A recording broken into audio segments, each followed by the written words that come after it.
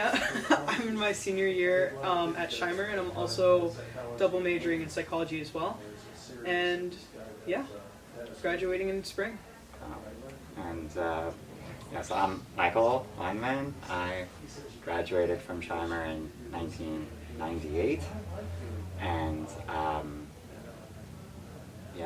I am right now a senior lecturer of political science and Jewish studies at Indiana University. And if I try to think about how my time at Shimer influenced the path that brought me to where I am today, I guess I think about two things primarily.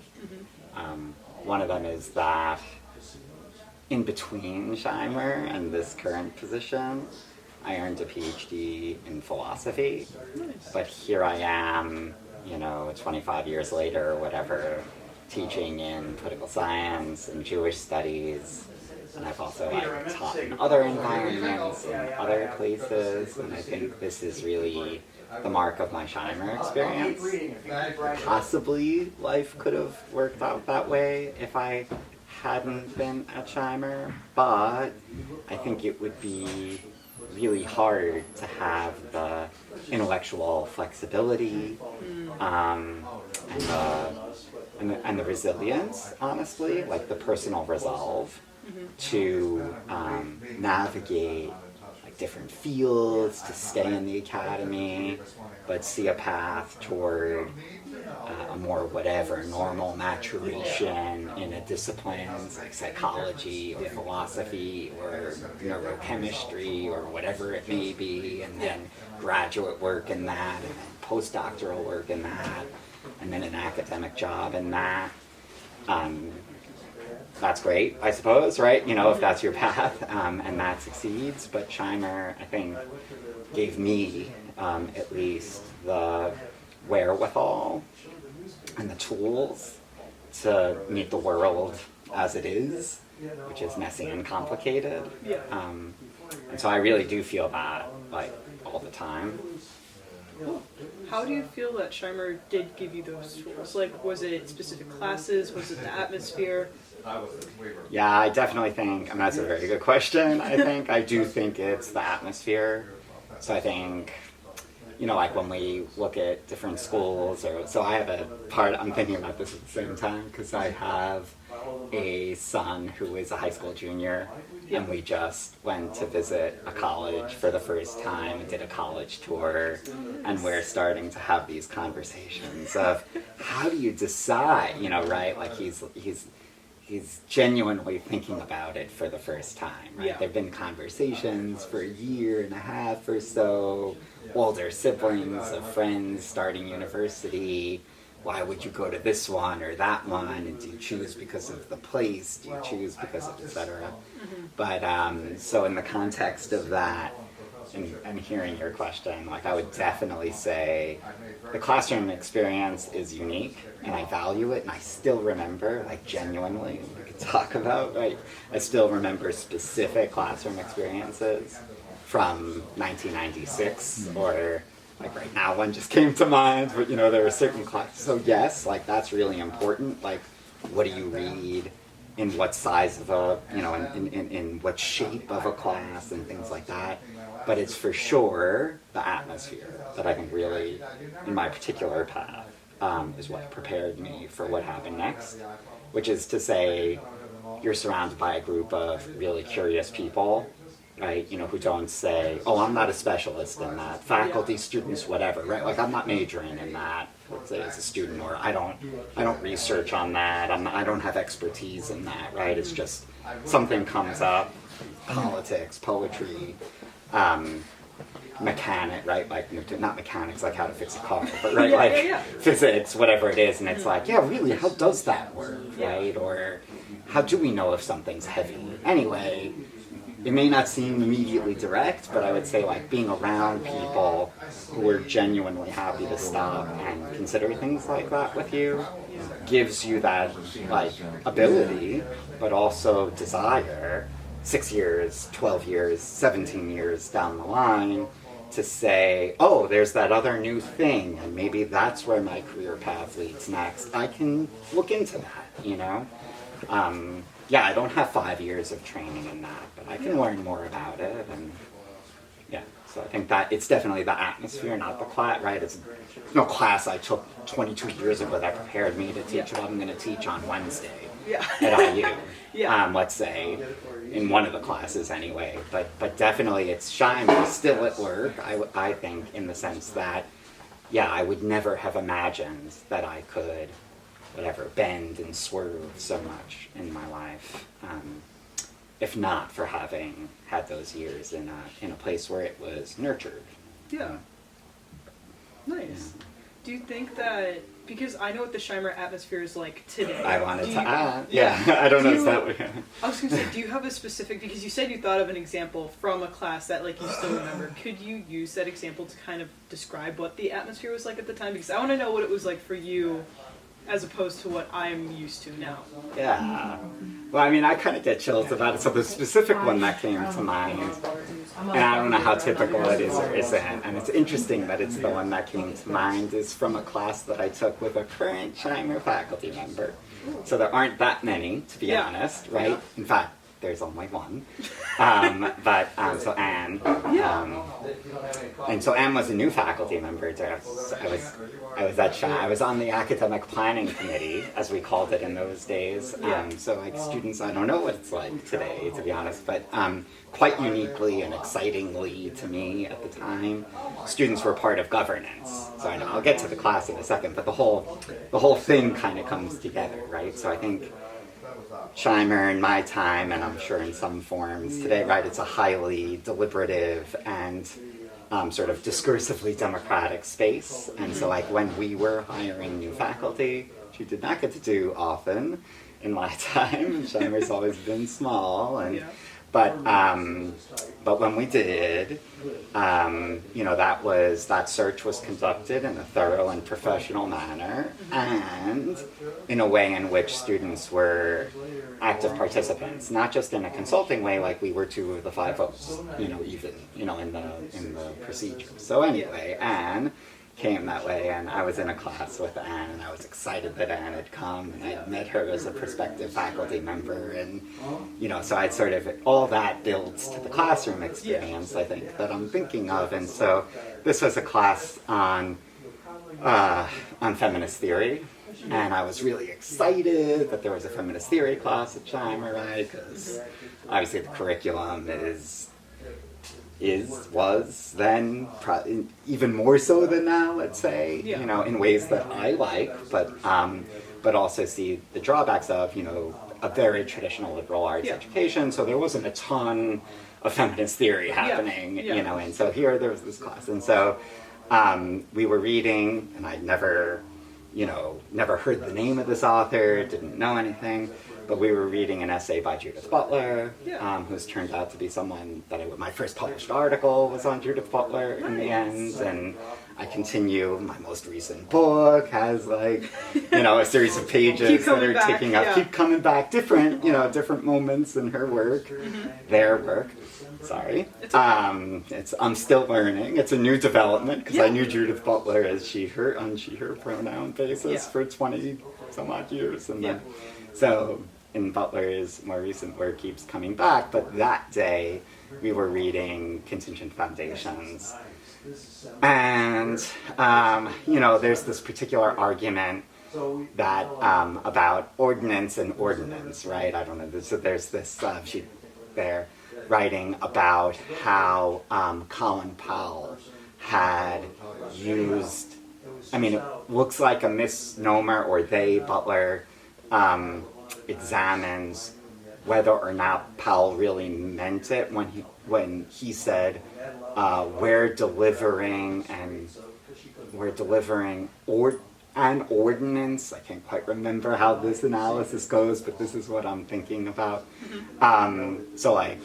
We posted a message to Saddam Hussein. It's a reference to something that Powell said as chairman of the Joint Chiefs of Staff during the first Iraq War, the Persian Gulf War. So it was a day on that and we're reading that paragraph, and I just, I turned to Anne and said, so like, it's really possible to examine like this wordplay for a living in like political philosophy or something. And and Anne said, well, I guess if you're really good at it or whatever. So it's just this, so it's this sense of why is that day sticking out? I guess the reason why is that it kind of represented to me the fact that there's a kind of ongoing conversation and series of practices in the world that we are part of at Shimer at the same time that we're in this pretty unique space that looks fairly disconnected from the way that most of the world works. And that actually, like what we do at Shimer makes you really good at that. We're much better equipped to like figure out how playing with ordinance and ordinance can fit into one conversation in this field and in another conversation in another field than someone who is trained in political theory in a political science department in a normative way. I didn't know that in 1996, but this is something that with the benefit of hindsight I can say is the sort of thing that I have in mind about how the classroom experience too contributes. But for sure, I think, yes, the classroom experience contributes, but it's the environment that contributes much more. Yeah. Nice. I would definitely agree with that. Like, I know one of my Shimer experiences that stick out to me the most is when we were reading a book called, and I apologize for the mispronunciation in advance, Gödel's Proof. And it's written by, like, the proof itself is a published paper, but then we're reading a book about it. I forgot who the author is. But I just remember that class where everyone was confused. Like, there was not a single person who was understanding what we were reading for a while.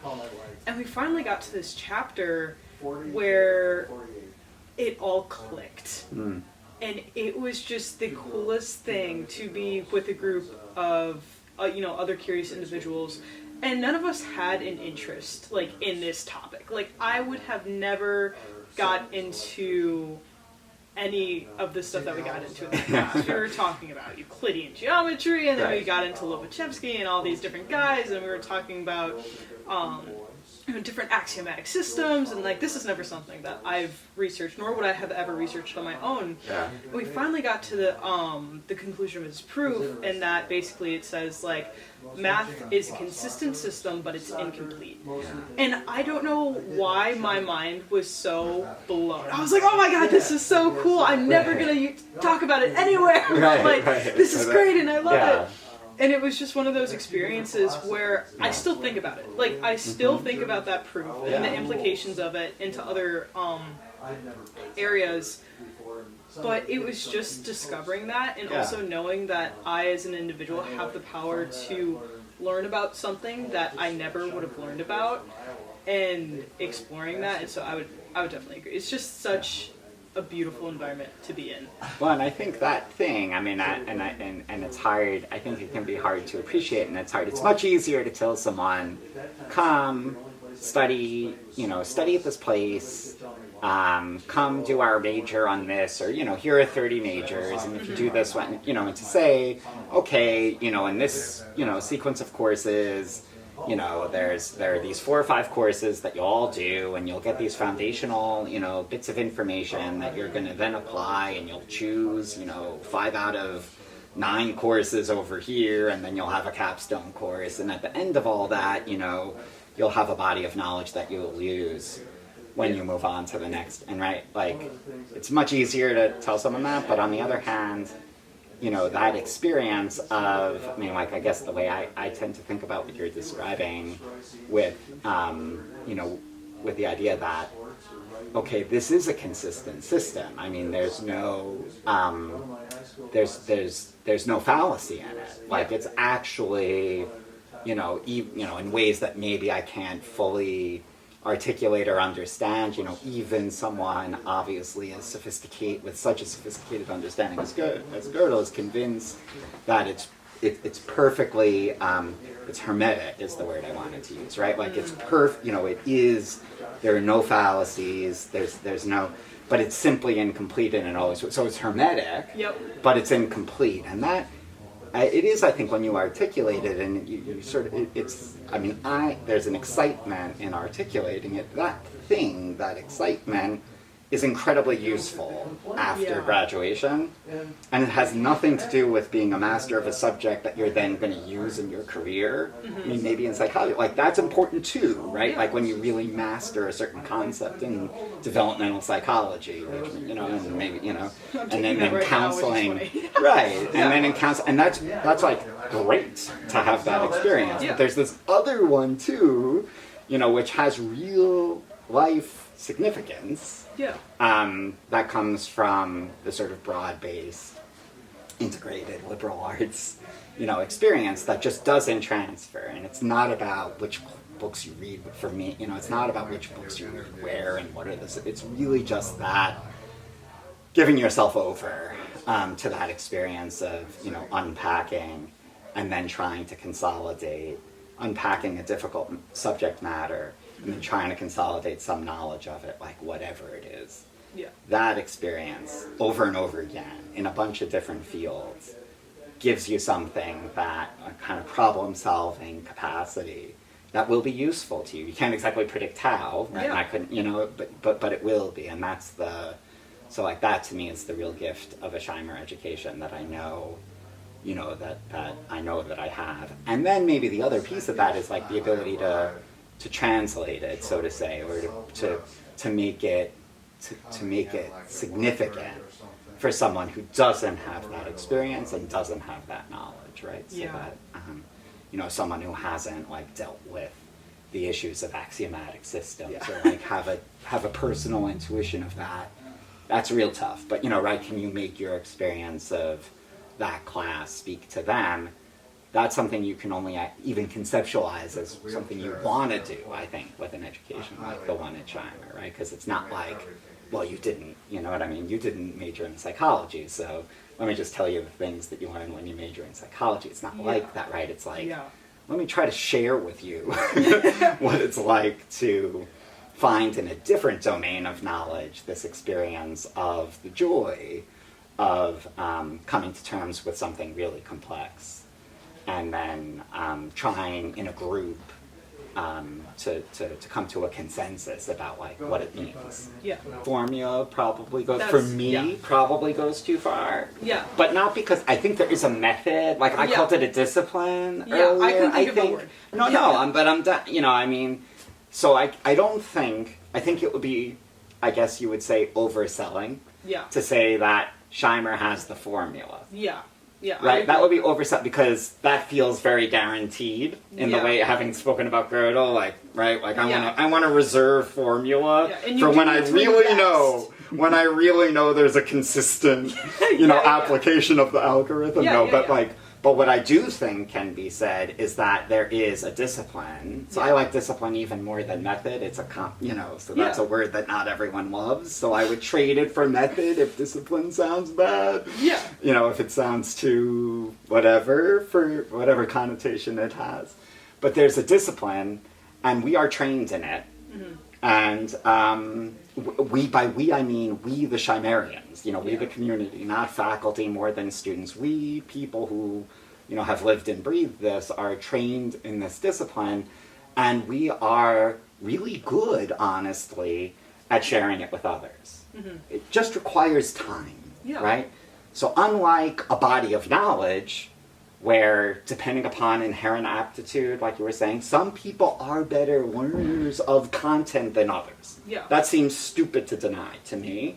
But this discipline, there's no innate, like, folks, as you're saying, folks like, because they probably think they're being kind, you're so good at that, how innately talented you are, Mia, right? Or whatever. And it's like, please, no. No, thank you, but no. It's just time, right? Just like any other discipline, like meditation or running, or that's why I'm going toward discipline. like any discipline, it just requires time. So you need to give it the time, and it requires a degree of, I call discipline self-denial also, or deferred gratification, if you like a more positive American term maybe, so we don't have to call it self-denial, but we'll call it deferred gratification. Yeah. That we can't say in one course or three, right? We can't do that thing of saying, when you take these 3 foundational courses and this intermediate course and this capstone, you're in. You're a master of that subject, right? But we can say that, through repeated practice, you will develop this skill. And it's a skill that is, like, so transferable, right? So if you are on an academic path, it's going to be so useful in grad school. But if you're in a professional path, it's also going to be really useful as you practice your profession, whichever it is, medicine, law, business, etc. And if you're in a more, civic field, like whatever it is that you do in your life, these are skills that you're going to be using, maybe not every minute of every day, but definitely on a weekly basis, And the most exciting thing is, I think, you can share these disciplines with others in those contexts. So, maybe that, right, we've developed this discipline, we've been fortunate to develop this discipline in this Shimerian environment, but it's one that we can also bring to others. You don't need to sit through 4 years of Shimer classes in order to share it with others, and that's a great gift of it, right? That as we, experience this in this profound way, we can also share it with others in other ways. Nice. Very cool. I was wondering if you have any, I suppose, just stories about other people that you knew who, like, maybe from your class, from Shimer in general, who have had a very, like, have used it in a very good way in their own separate discipline. Because you said you're in academics, which I think Shimer is like almost a pipeline, in my head at least, because I think it works very well with teaching and stuff like that. But do you know of any other people who use it in different ways? Yeah, I mean, a couple of folks really come to mind, like thinking specifically about alums from, my class, or from my time anyway, a year or two before or after. So, one of them is, so this will be, start from the nearest, so to say. So it's, still in the broader realm of higher education, but a graduate that I'm thinking of, a good friend of mine with whom I'm still in touch, went on from Shimer to do a master's in counseling, and then worked in a variety of different, environments as a guidance counselor and or academic counselor, and currently does that work at a community college in the West Coast. And so I think, in speaking with him about his practice, right, there's a lot of, right, there's the communicate, there's a lot of one-on-one work, there's a lot of life skills work, and the Shimer influence is just as profound there, right? It's not about developing the questions that are going to help you to have a cutting-edge research agenda. It's developing the right questions to help someone out of a profound stuckness in their own life, helping someone learn time management skills, helping someone to break out of bad relationship patterns even. There are these things that aren't, psychodynamic psychotherapy that come up in life, and Shimer's, these particular, this discipline, let's say, that I've been describing as being at the heart of the Shimer experience, from my perspective, definitely is like fully unfolding there in a radically different environment. And another really close friend from the same time brought this into the consulting space, and totally radically different space, totally radically different interlocutors, not folks first generation, maybe first to graduate high school, like completely different socioeconomic space, but nevertheless same idea, right? As a consultant, what is her work, right? Her work is to help figure out where practices or processes that aren't working can be made better, and that's you know, again, I think she's calling on the same, you know, resources that I find myself calling on, and they have, you know, application in that domain too. Do you have any, you've been touching on it, kind of like the value of a Shimer education, but I want to ask, like, even more specifically, because with, like you said, a lot of majors, you can pretty much spell out what you've learned and how you're going to use it in your career. Yeah. With Shimer, it's more so, I mean, arguably, you could use what you've learned in Shimer anywhere. Yeah. Like, you can learn it wherever, you can use it wherever you go. You can be the one to choose, how is this knowledge going to benefit me? I'm curious how you would talk to people about the benefits of that, because I think I'm a big believer in a liberal arts education, specifically one that is like in a Shimerian way, you know, with the Socratic dialogues and the sharing of ideas and the working towards a common goal to understand a text. Yeah. But how do you describe that? How do you try to describe that, at least, like, to give somebody a tidbit who doesn't understand how that might be beneficial? Yeah. I mean, I think one way, one way that I've tried, like, let's say, like, I've known people in my life who've been profoundly skeptical of the bachelor's education that I had. I mean, it goes back to when I was in high school, when very good friends of my parents, whom I held in high esteem, they didn't say to me, but they said to my mother, "Why are you letting him throw his life away?" So starting from there, you know, so like that kind of skepticism. And of course, it took me a long time to be able to, in my mind, come to some sort of an answer that seems salient to folks who are that profoundly skeptical of it. But I think, you know, in time I have found it, and to me, it resides in this idea that we all have the experience of sitting in a room with a group of people, and you know, this is in work environments of different kinds, right? Yeah. This could be in a hospital, right? Like I know, right, you know, people who are trying to diagnose a complicated case, right? Or it could be that you're sitting alone, right, as a doctor being asked to give a second opinion, or it could be that you're, you know, developing a business plan in a, you know, in a kind of market research firm, you're consulting and so on. It's like the issue at stake is not we don't know what the right answer is, right? But like we don't know what the right question is, right? Yeah. We don't know what it is that we need to know.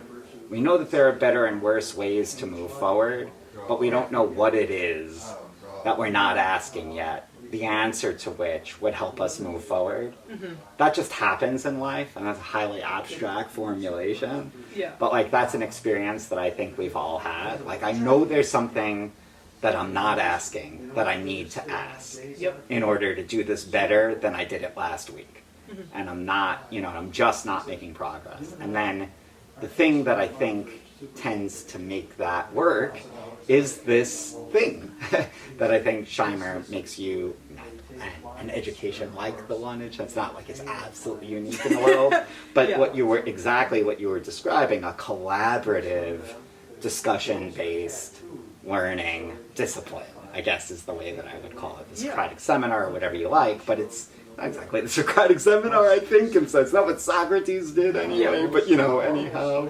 But this idea that we're a group of people, we've come together for whatever reason, we have different strengths and weaknesses, and we're just setting about, we don't have our own agenda, we're just set about, you know, trying to resolve a question that, you know, this text or this work of art or this whatever presents to us. That experience is the one that helps you to make that breakthrough, like whatever that is, to figure out what the question is that we aren't asking yet. Like, and I think that's the thing that I think our society and our culture has come to a place where it recognizes the importance of asking the right question, or a right question. It's not the usually, but a right question. Asking a question that needs to be asked. And it often gets put under this idea of critical thinking. It's not bad, but I don't think that's really what it's about. But we don't really have, in my opinion, we don't really have, certainly not in higher education, a lot of structures that inspire you to develop your own questions, that are meaningful questions, that help move things forward. Whereas, ta-da, like math, but really, like, maybe if nothing else, what the Shimer education is great at is after a little bit of practice, we all become really good at asking questions. That was certainly my experience. Like Shimer students, I loved being around Shimer students. The reason was that everyone would ask such good questions, right? Yeah. And maybe in the beginning we all wanted to say smart things. I was like that for sure. But within 10 weeks or so, somewhere by Thanksgiving of my freshman year, my first year at Shimer, pretty much I feel everyone was figuring out that, okay, the task here is really to ask a good question. Right? Like, you're not going to impress anyone by having the smartest thing to say Tuesday morning at 10 a.m. in a Shimer class. Like, that's not, like, maybe I thought that's what I was supposed to be doing when I began. I had a bad idea. But yeah, pretty quickly, and certainly by the end of my first semester, I understood that that was the project. And when you just do that over and over again, you develop this this capacity. So that's what we were saying at the very beginning. We started talking about tools that you get, and I think that's really the biggest one, right? Like the capacity to ask genuine, meaningful questions, really about anything. And that turns out to be important in life.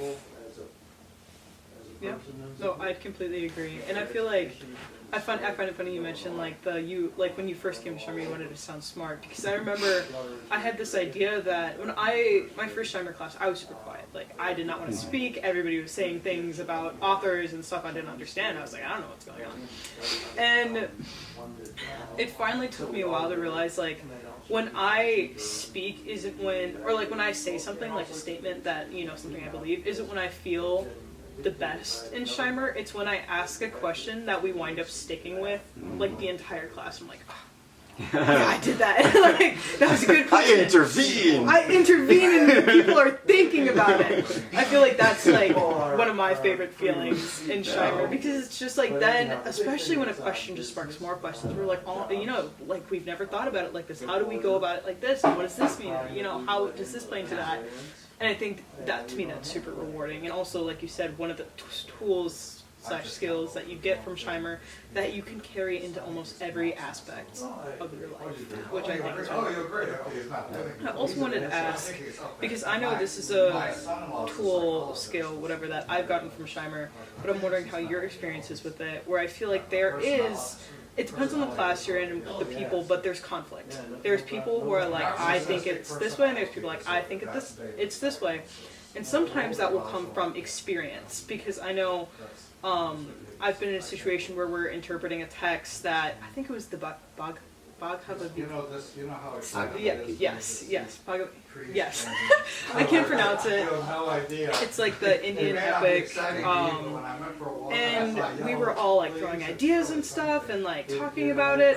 And then this one student who was Indian, he was like, no, I've been reading this my whole life. Like, let me get you to think about it in a different way, from a different cultural perspective.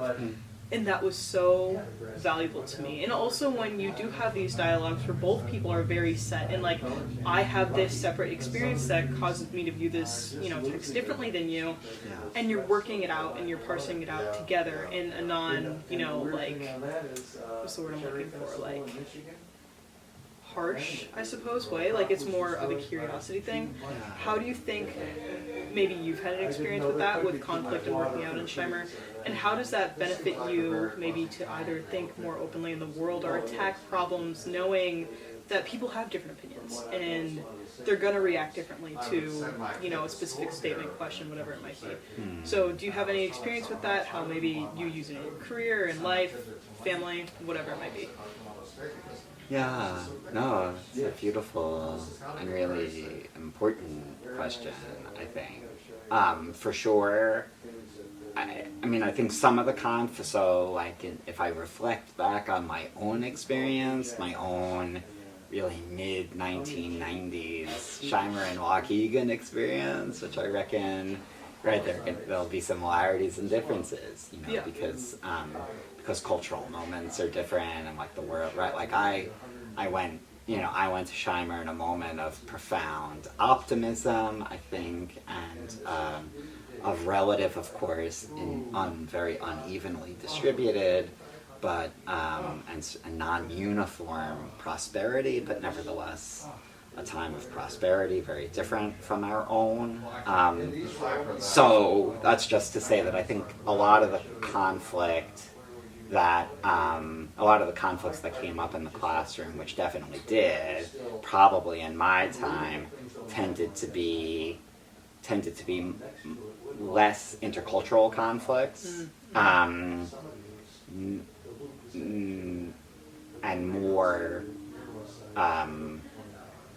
more interpersonal, frankly, conflicts. So that's what, so that's just coming to mind. And both are, of course, real. And certainly, like in my teaching experience, both happen all the time. And I think we live in a moment right now in the United States where the two have become incredibly intertwined. And I think that we feel sort of ideological